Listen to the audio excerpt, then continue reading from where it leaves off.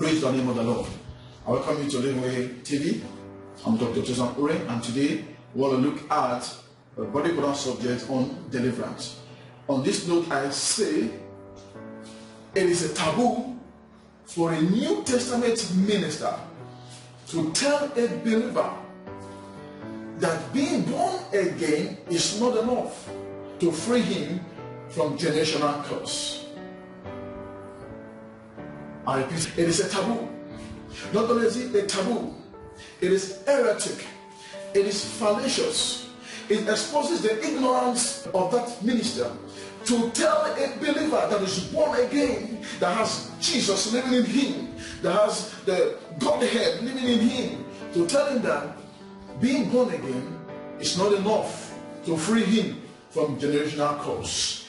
Permit me to use that word generational curse in this context, because in reality and in the new covenant principles, you will realize that a believer has no connection with generational curses. If we read it in detail clearly by the revelation of the Holy Ghost, you will discover that the believer only has generational blessings, which are our inheritance in Christ Jesus.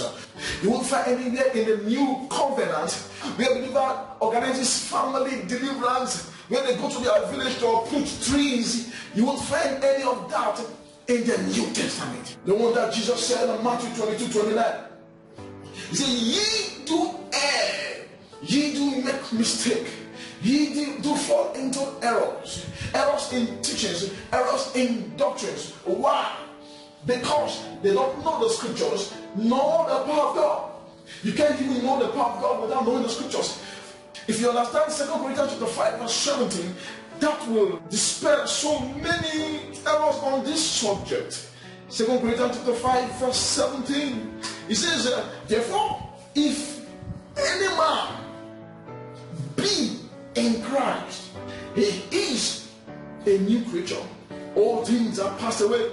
Behold, all things are become new.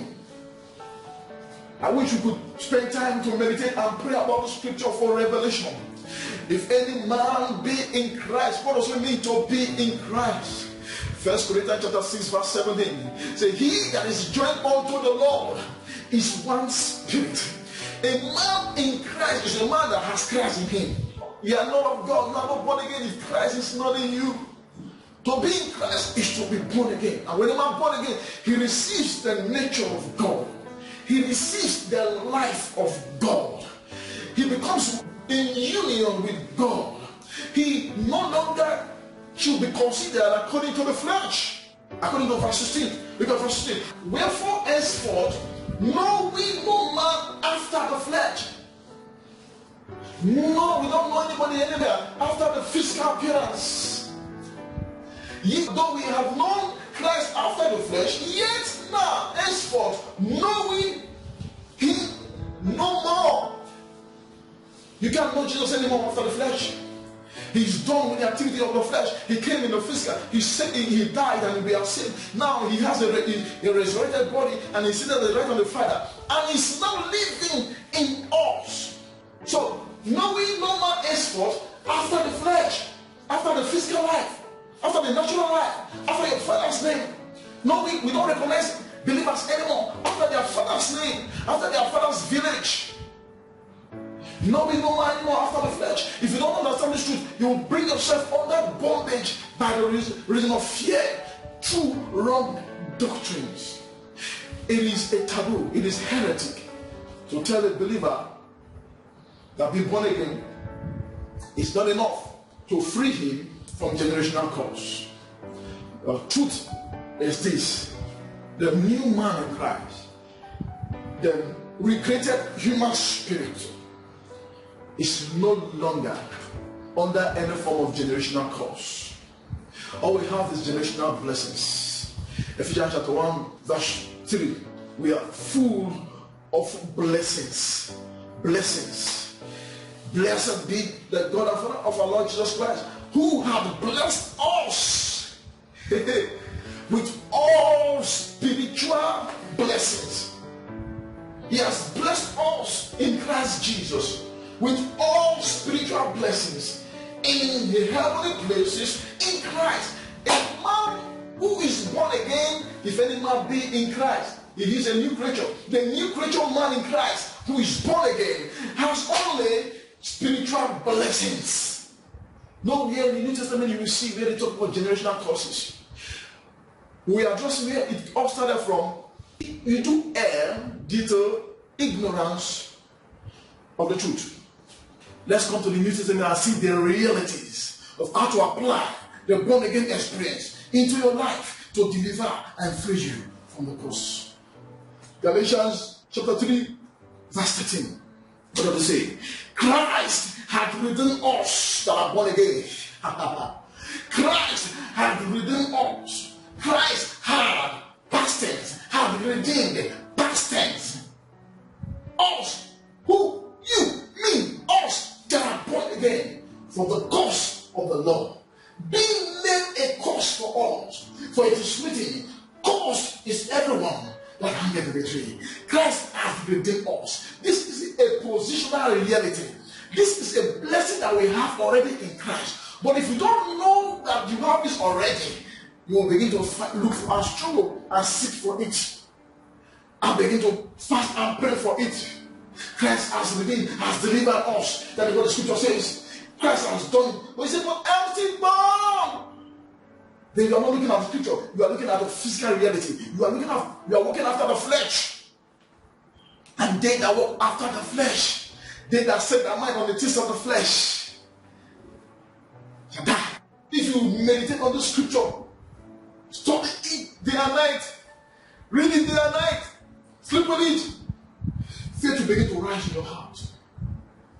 This is the first step to experience total deliverance.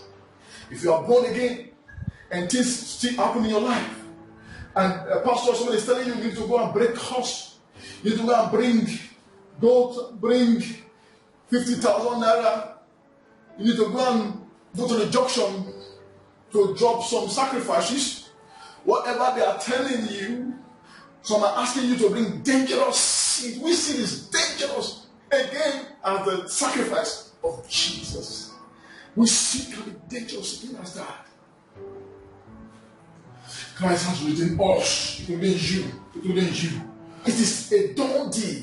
You cannot enjoy your inheritance in Christ without the knowledge of the inheritance.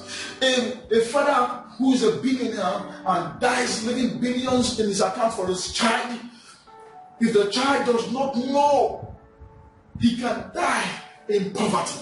The first thing that he needs to do is to get his father's will, flip through the will, seize his inheritance, and then takes the right step. What is it? Simply go to the court, go to the bank, follow the legal procedures to inherit. He doesn't need to work anymore.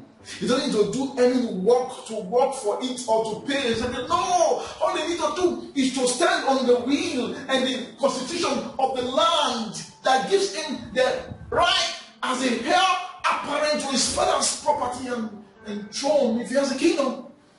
Hallelujah. Take hold of what Christ has taken hold of us. Paul said in Philippians. Let's look at that scripture. This one is also very powerful. Colossians chapter 1. Let's start from verse 12. He said, giving thanks unto the Father. Giving thanks unto the Father. Giving thanks unto the Father. What we need to do as believers, what we must do is thanksgiving. The greatest prayer point that we have to do now as New Testament believer is thanksgiving. It's not fall and die. It's not kill your enemy. It's not overthrow the overthrower. It's not let them fall into the pit. That is, I've prayed these prayers. I've prayed these prayers in all nights for days. I've been in it for 18 years until God brought the light of this truth. The greatest prayer we need to pray. Look through the epistles. All is filled majority with thanksgiving. Many of us don't know the power of thanksgiving.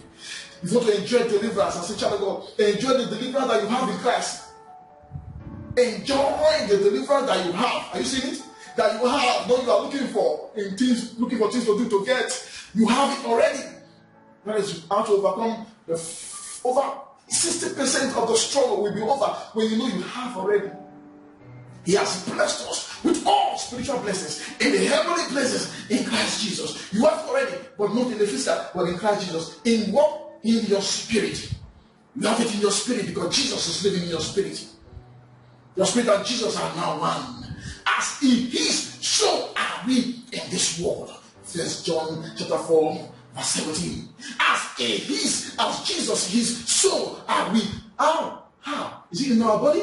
No. It's not in our body because our body is different. We are in our soul? No. We are not like Jesus in our soul, rather. But we are in our spirit. Man is made up of spirit, soul, and body. According to 1 Thessalonians chapter 5, verse 23. Man is made up of spirit, soul, and body. We are mostly conscious of our body. And that's where many people live their life. When they become born again, all they thought is, oh, now they are reconciled with God, they are going to heaven. Not only are they even going to heaven, they add that they may even miss heaven if they fall into one sin or the other and they forget to confess. That's a different topic of its own. Spirit, soul, and body. You're not like God or Jesus in your body, in your soul. But in your spirit, man, you have the nature of God, the very nature of God. In your spirit, man, you have the very nature of God. You have the very nature of God. That's why I say, as He is, so are we in this world. He said, giving thanks unto the Father, which has made us meet to be partaker. He has qualified us to partake of the inheritance of the saints in light. He has qualified us. You may not be qualified because you may not be a graduate. You may think you're not qualified because you are not smart enough. You may, whatever may be a thought that seems to disqualify you from enjoying the things of God. I tell you, brother, that is an error, a trick of the devil to deprive you of your inheritance. He said, we give thanks because He has made us qualified, meet to be partakers of the inheritance. You have healing as your inheritance. You have abundance of all good things as your inheritance. You have forgiveness of sin as your inheritance. You have sanctification as your inheritance. You have imputed righteousness as your inheritance. You are righteous as Jesus is as your inheritance. But you may die not enjoying any of these things because of a lack of knowledge and because of wrong doctrines. Giving thanks. Why are we giving thanks in this case? Who had delivered us from the power of darkness? Who had delivered past completed tense? Who had delivered us? Who had delivered us? Why are we giving thanks? Who? Because He had past tense. It is a done deal. You say, but man of God, I'm still suffering from this generational disease that killed my father, that killed my mother, that killed my uncle. That same disease is upon me now for years. They say, and I'm born again. You know what you should do? If you keep focusing on your disease and how it killed your family, and you keep listening to a message that tells you it's a curse that will also kill you, except you fast and pray, you will keep struggling and go for deliverance. Breaking and breaking of curses. You break this year, you break next year. You break January, you break February. You break again in March and in December. You keep breaking and breaking and breaking and breaking and breaking. But when you come to realize this truth, that who has delivered us, that you have been delivered already. When He died on the cross, you died in Him. When He was buried, you were buried in Him. According to Romans chapter 6, that is another powerful truth that can set you free. You were buried in Him. You were dead in Him. And when He rose, you rose in Him, a new man in Christ Jesus. A new man. Galatians chapter 2, verse 20. I have been crucified with Christ. Paul said, I have been crucified with Christ. Nevertheless, I live. But not yet not I, but it is Christ that is living in me. And the life which I now live in the body, I live by the faith of the Son of God, Jesus, who loved me and gave Himself for me. And in verse 21 of that Galatians 2, he said a very interesting thing there. He said, do not frustrate the grace of God. I will not, in that, he said, I do not frustrate the grace of God. For if righteousness comes by the law, then Christ is dead in vain. Christ is dead in vain. The benefit of Christ's death, the benefit of His resurrection is in vain in the life of so many believers because they don't understand this truth. Their minds are filled with lies and errors and misinterpretation of scriptures. A sister came to me some time ago, and he has been going for breaking of courses, going for prayer of deliverance. And what was his problem? What was the cause upon his life? That he is not married. That is a familiar spirit. There is the water spirit, sports band. And this sister, beautiful, but going for breaking of courses. I told him, if you are ready for the truth that will set you free, come. I left her. Sometimes you don't rush and give this truth to people. They won't understand, and when they're not ready for it, they will see you as a heretic. So one day she came and said, Pastor, please talk to me. I said, okay, sit down. In our office, you sit down, bring out the Bible, and you look at this truth. Christ had delivered you. Christ had redeemed you. It is a dawn day. And I took her through these scriptures. Having spoiled principalities and power, he made an ambush of them, shot them over them in it. Having spoiled them, these are done until you are founded in the positional realities of what God has done for you. You'll be able to partake of the experiential truths and realities. It is not. Somebody says, oh, now you are teaching this. That means nothing to do. What do you mean nothing to do? The work you need to walk, the work of grace, is appropriating this truth by faith, not by struggle. Ephesians chapter 2, verse 8. For by grace are ye saved through faith, and that not of yourselves. It is a gift of God. Salvation is a gift of God. It does not depend on your work of effort. This is how you are saved. By grace, through faith. By grace, God making provision. Through faith, you appropriating, using by believing and receiving. All you need to do as a believer is believing and receiving from the beginning to the end. When you believe that Jesus died for your sins, you became born again. When you believe that He took upon Himself your sickness and disease, you became healed. When you believe that He took upon Himself your curses and generational curses, you begin to enjoy the generational blessings. You believe on the foundational truth, on the legal truth, to live and enjoy the vital realities and the vital truths. For by grace are ye saved through faith. It is always by grace through faith. Any other way is wrong. Now that is how you are saved by grace. Now, how do you now continue the walk?